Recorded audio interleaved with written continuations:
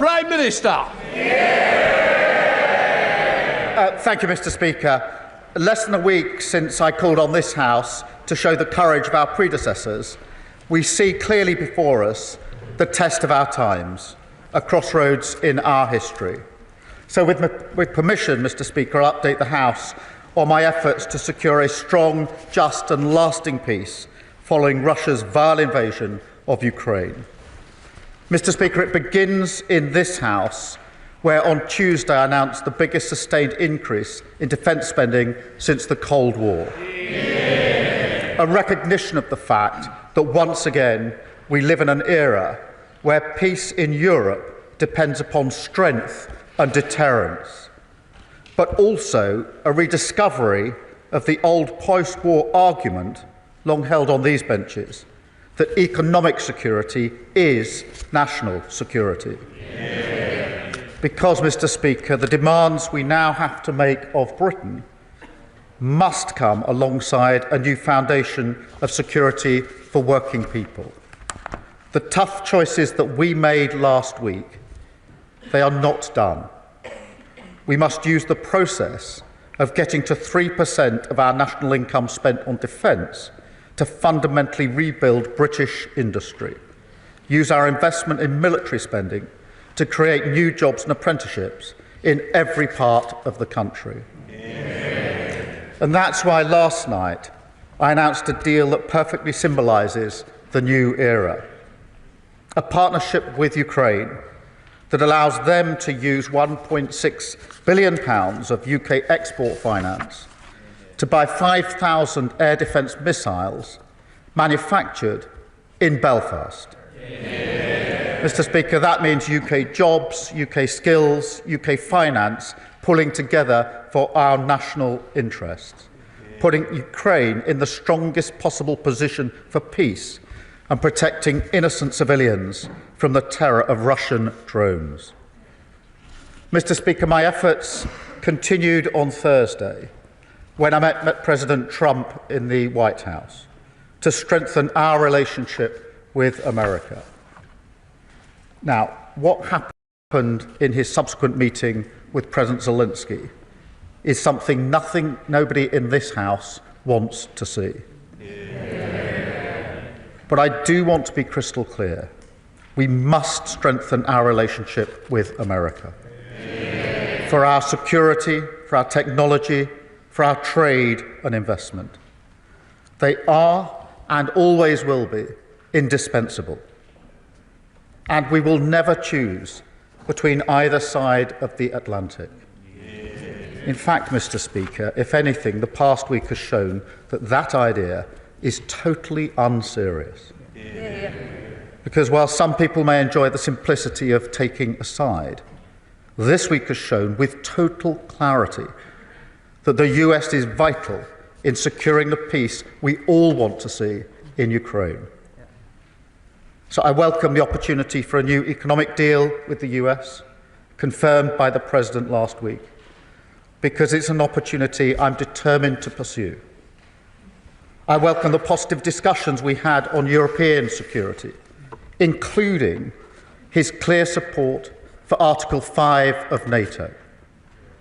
I welcome the understanding from our dialogue that our two nations will work together on security arrangements for a lasting peace in Ukraine.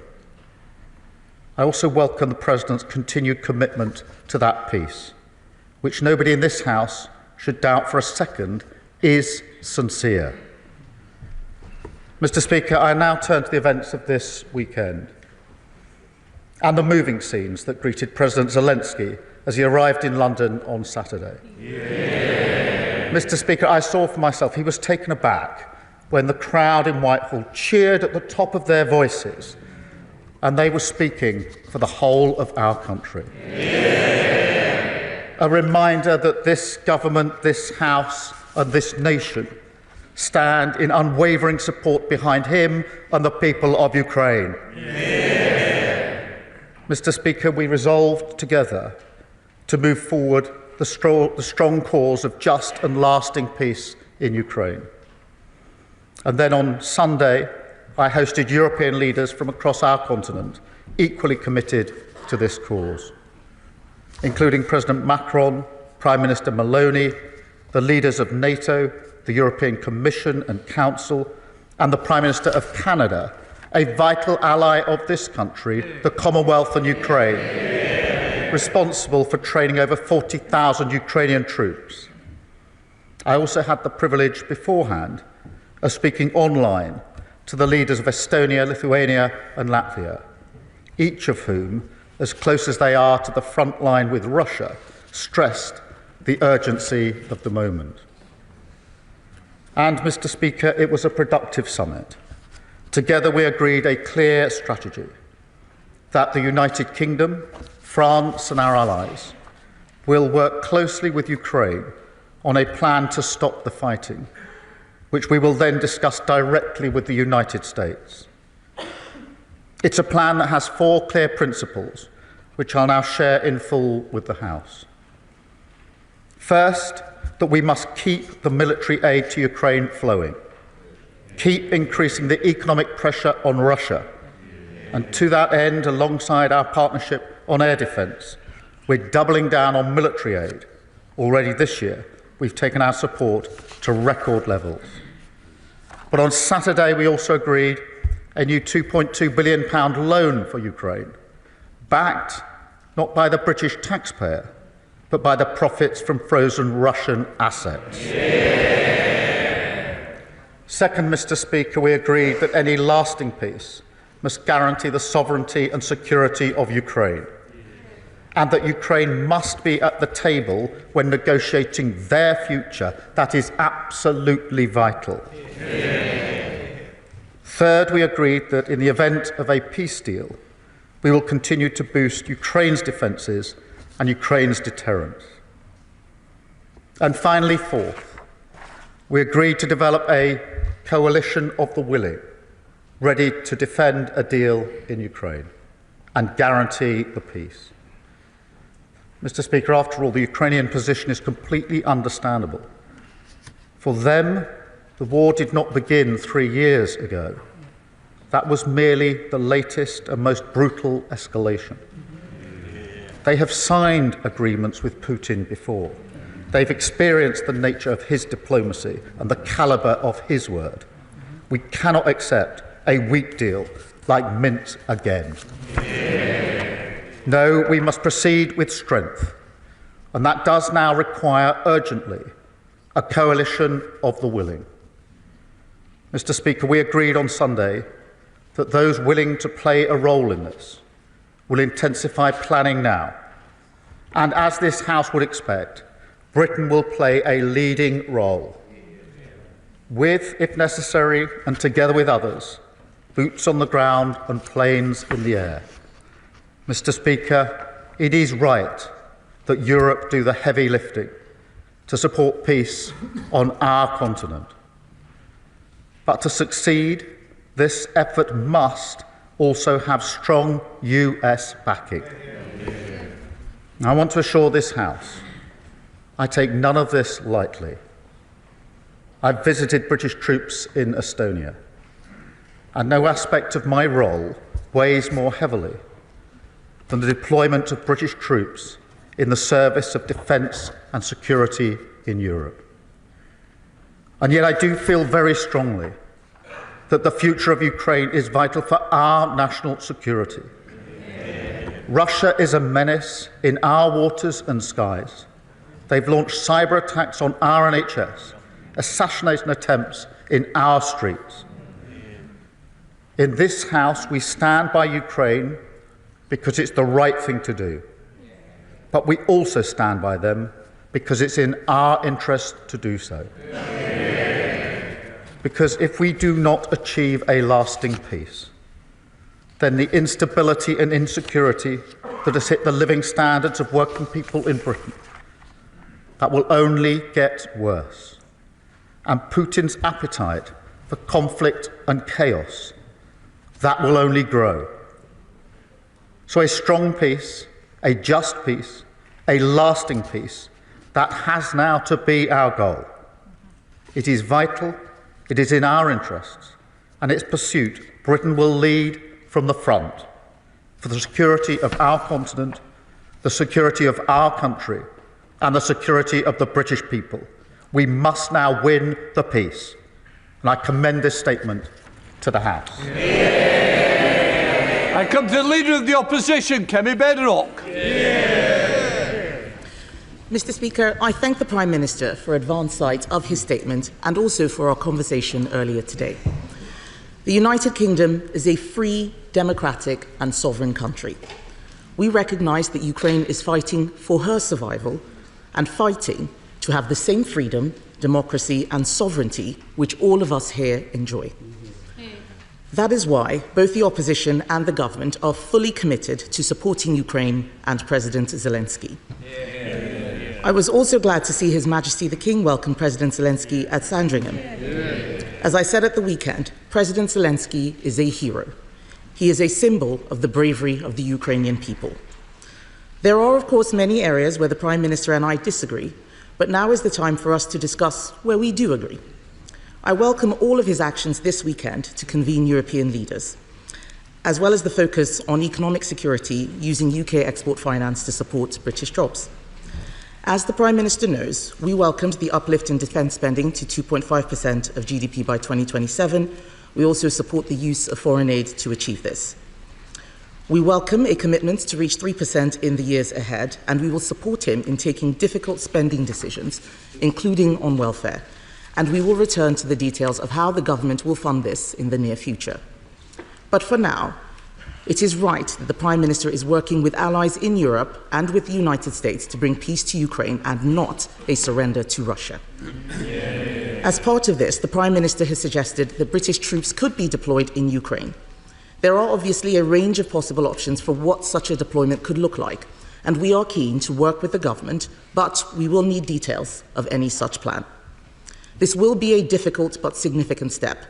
I know many in Parliament and across our country will be interested in what this entails, and I ask him to work with us so there can be effective scrutiny. I also welcome the coalition of the willing to support Ukraine and agree that Europe must do the heavy lifting. So can I ask the Prime Minister to update us on what European and other allies are willing to offer towards this coalition? Can I welcome the use of the proceeds from frozen Russian assets to support Ukraine? And ask the Prime Minister if he has plans to go further and use the frozen assets themselves. Can I ask him for an update on the government's sanctions on Russian-linked individuals and for confirmation that such sanctions would not be lifted in the event of a ceasefire? Can I ask the Prime Minister to update us on the steps he and other allies are taking to ensure that Ukraine is at the negotiating table for any peace plan and what he thinks can be done to heal the rift with Washington?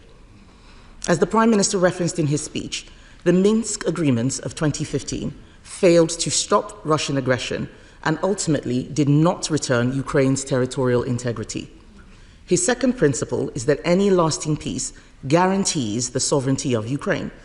So can I finally ask how the Prime Minister will work to ensure we avoid a repeat of the Minsk agreements and how we can ensure that any peace fully protects Ukrainian sovereignty?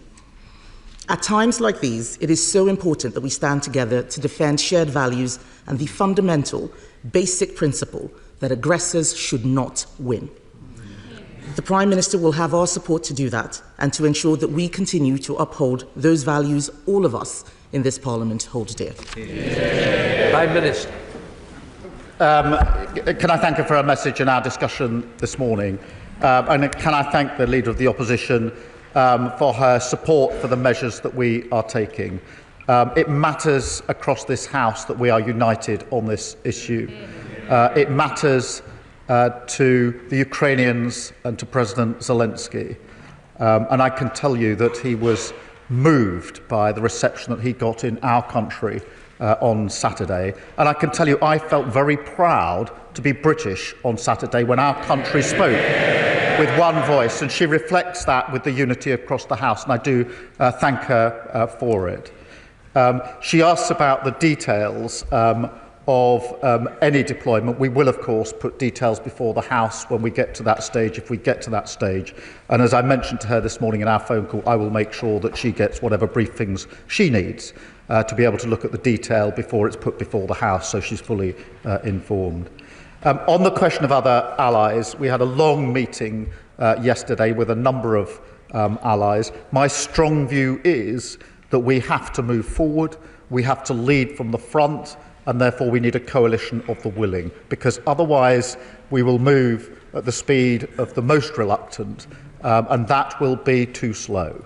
A number of countries and allies indicated their support. They will set that out in due course. I won't pretend that every country is in the same place on this issue. That is why I and others took the view that we should take a leading position and move forward. But I will give further details as they become available. On the question of the frozen assets themselves, obviously the proceeds, the profits, are being used in the way that the House understands in accordance with the statement I just made. On the assets themselves, it is a very complicated issue, not straightforward, but I do think that we need to do and are doing more work to look at what are the possibilities, at least, along with other countries, but I'm not going to pretend that this is simple or straightforward. On the sanctions, we introduced the heaviest sanctions last week that we've put in place, and she is quite right. They must not be lifted just because there's a cessation in the fighting. They must be kept in place as a vital part of our armoury, something which didn't happen with Minsk, and she's quite right to say that we have to avoid the mistakes of the past, which is why a security guarantee is so important, a guarantee that we should lead, but needs US backing if it's to act as a proper guarantee. And of course she's right to say Ukraine must be at the table in any discussions about the future of Ukraine, and I think that's a common position across the House. Thank you. The Foreign Affairs Select Committee, Emily Thornbury. Dame Emily Thornbury. Thank you very much, Mr. Speaker. We all watched with alarm and distress the scenes from the White House on Friday, but equally were, across the country, extremely grateful that we had a Prime Minister who had such a pitch-perfect response at the weekend. And as he works towards a just peace for Ukraine, he has the support of the whole country in doing so. But here is the question. The Prime Minister said on Laura Kuenssberg on Sunday that following the cuts to the aid budget, that he would go through line by line to ensure that the priorities of Ukraine, Sudan and Gaza were all prioritised in a lasting peace. The difficulty is that after refugee costs, admin costs, the department's commitments and things like the World Bank and the UN are taken into account, it's hard to believe that there will be enough left in the budget to provide meaningful humanitarian support in these priority areas. So does the Prime Minister understand the concern of so many that these cuts could in fact, in the long term, hobble the very leadership that the Prime Minister has shown this weekend and that he has finally given the world some hope? Well, I thank her for her question, and it's a very important issue. What I did last week was to announce the biggest sustained increase in defence spending since the Cold War, and the circumstances and the context require it. And that decision had to be made, and I was determined that it would be fully funded so the House could see where the money would come from. On the question of overseas aid, I am committed to it. What we will now do is go through line by line the funding and look at our priorities. Of course, Ukraine, Sudan, Gaza are right up there in our priorities. But I also want to work with others and across the House, if we can, at other ways of raising money and finance for development and aid overseas. I saw the President of the World Bank on Friday to have that very discussion and want to have that and mentioned it in my discussions with other countries this weekend, many of whom want to join in attempts to find other ways to leverage money, particularly from the private sector, where states can't do it in the way they might want to just at the moment, and that's the approach that we will take. Leader of the Liberal Democrats, Sir Ed Davey. Mr. Speaker, I'd like to thank the Prime Minister for advance sight of his statement. We were all horrified by Friday's scenes in the Oval Office. President Trump's attack on the brave and dignified President Zelenskyy left everyone shocked and appalled, except, it seems, the honourable member for Clacton. Nobody else watching those scenes could fail to understand that we've entered a new era. One where the United States prefers to align itself with tyrants like Putin rather than its democratic partners. On these benches, we've supported the Prime Minister's actions and leadership. Britain leading the world, as we have so many times in the past, bringing together Europe and Canada in London to work towards a just peace that guarantees Ukraine's sovereignty and security. But, Mr. Speaker, we need to reduce our dependency on the United States. Because I say with deep regret, I fear that President Trump is not a reliable ally with respect to Russia. And with that regard, did the Prime Minister discuss with our European allies our proposals for a new rearmament bank and for seizing the tens of billions of pounds worth of Russian assets to support Ukraine? And in his conversations with the Canadian Prime Minister, was he clear that we stand with our Commonwealth ally in the face of President Trump's threats? Mr. Speaker, many of us were confused by Lord Mandelson's comments yesterday. So can the Prime Minister confirm that they do not represent government policy? And does he agree that the British ambassador should not be freelancing on American TV? Mr. Speaker, the Prime Minister will have our support if the UK continues to lead with our European and Commonwealth allies for Ukraine's defence and our collective security. I thank him for his question, and he talks about the scene on Friday afternoon. Nobody wants to see that.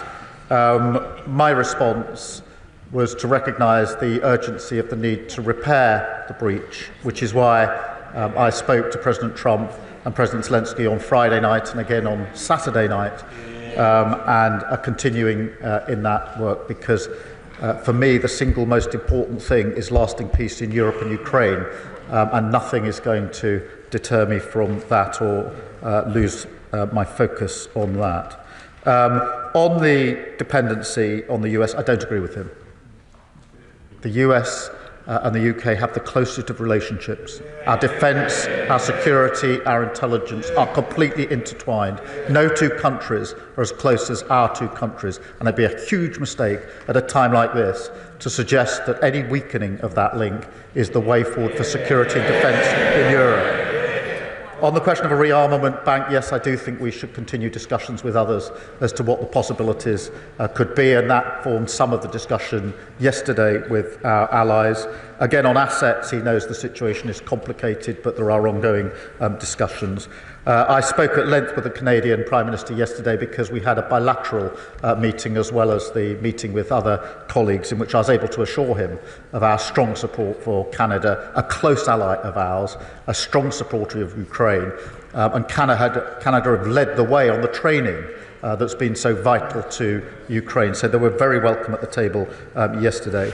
In relation to the ambassador's comments, look, the plan is clear. We're working particularly with the French. I've had extensive conversations with President Macron over the last week, intensively over the weekend, talking to Ukraine as well. Those are going on at the moment, and the intention is to then have discussions with the United States in relation to that plan. So as soon as the details are available, I'll share them with the House, but they are still being worked on at the moment. There's no guarantee of success, but I'm not going to let up until we have done everything we can to ensure peace in Europe and peace for Ukraine. Chair of the Defence-led Committee, Tamarji Singh Desi. Thank you very much, Mr. Speaker. I welcome the Prime Minister's statement and the warmth of his welcome and hugs for President Zelenskyy, and his show of leadership on defence and security matters in our continent as he hosted his Sunday summit of leaders in London. Can the Prime Minister, my right honourable friend, assure the House that in our pursuit for a just, lasting peace, that he will do his level best to convince President Trump to provide security guarantees for Ukraine, and that he will convince those NATO allies not spending 2% on defence to step up to the plate and do much more? Well, on both fronts.